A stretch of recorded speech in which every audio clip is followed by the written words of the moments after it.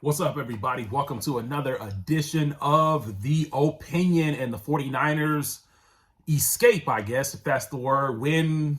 I want to say win going away, but the win, when you win going away, you win by more than 6 points. So I'd say the 49ers somewhat escape. Don't know how to necessarily put the correct title in this game, but they beat the Los Angeles Chargers 22-16 in what was just kind of a weird game all the way around. The Chargers were missing like their best three receivers, and they were missing some of their better players on defense. So they really came in wounded. A lot of people thought that the 49ers were kind of going to walk all over the Chargers pretty easily, and they should have, but the 49ers, once again, just like in the Rams game, kind of get off to a slow start offensively, kind of a slow start defensively, and then they try to piece it together after that.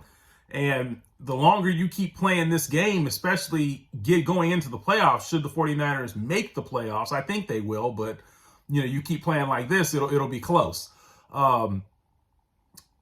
You basically can't start games off this slow. You can't start games off this slow. Kyle Shanahan needs to get more aggressive earlier in the game. I thought Kyle Shanahan's play calling was very, very pedestrian for, 3 quarters in this game.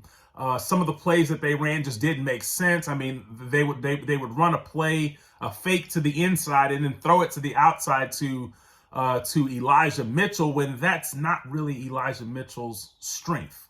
That's more so Christian McCaffrey's strength, is to catch it on the perimeter and to see if he can get some yards on a screen and things like that, which they did run a couple plays like that to him, but it made no sense to throw it to Elijah Mitchell when you had just had Christian McCaffrey in the game, and then you sub him out, you put Mitchell in, and then that's the play you run.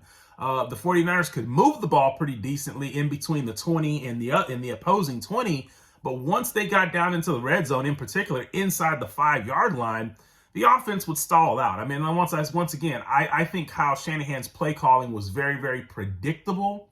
It was predictable even when they were moving the ball, but it really became predictable when you got down in the red zone, and everyone knew exactly when they were going to pass, when they were going to run. Everyone knew.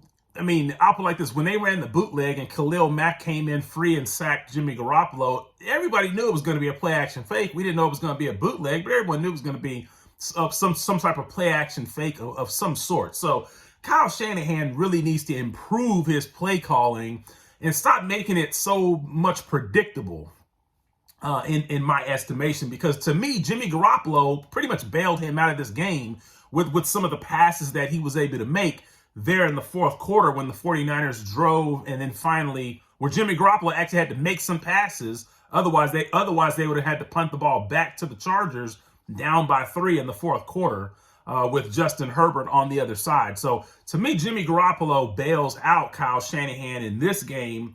Jimmy Garoppolo played a solid game. Wasn't a great game, but he did enough to bail out the average and predictable play calling of Kyle Shanahan. And then the 49ers, they fumbled the ball early.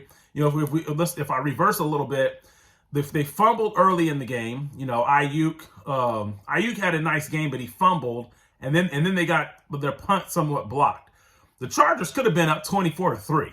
If Justin, when he hits that tight end right in the hands, if he catches that, he walks in the end zone. And then another pass, I think in the first quarter, another pass, maybe I think it was before the one where he hit the tight end, and the tight end dropped it. Justin Herbert just completely missed the guy, which basically would have picked up a first down and really set the Chargers up great scoring position. So the Chargers didn't cash in on their own touchdowns, but it's more understandable from them because they had their top 3 targets out. Mike Williams didn't play in this game. So when you look at it from that standpoint, the 49ers cannot continue to start this way, because you're not going to run into teams that don't have their players from the get-go. So 49ers, one thing I'd say for them, they need to get off to a better start, and they need to be able to seize momentum when they have momentum. And then Kyle Shanahan, his play calling has to get, you can't be pedestrian against when you got a good quarterback on the other side in Justin Herbert. So like I said, good, any win's a good win in the NFL. So good win for the Niners, but quite some things to work on going forward because the quarterbacks that they have to go against, it doesn't let up. I think Kyler Murray will probably be back next week. At some point, you're gonna have to see Tua. At some point, you're gonna have to see Tom Brady. Yeah, and the quarterback situation in terms of who you're playing is not gonna let up. So you don't want to start bad against the Dolphins because they'll run you out of the building. You don't want to start bad against Tom Brady. Although this isn't the Tom Brady of old, he's still Tom Brady as well. So that's my take on it. Make sure you guys hit the subscribe button because, like I said, if you're a Niners fan, NFL fan, boxing, basketball, I'm going to be talking about all of it. I'm going to be breaking it down, talking about all of it. College football. Make sure you hit the follow button right here as well. So, but anyway, let me know what you think about this game. What were your thoughts? It was kind of a weird game. It's kind of a weird game to kind of piece together as well. But what were your thoughts? Leave them down low, and I'm out.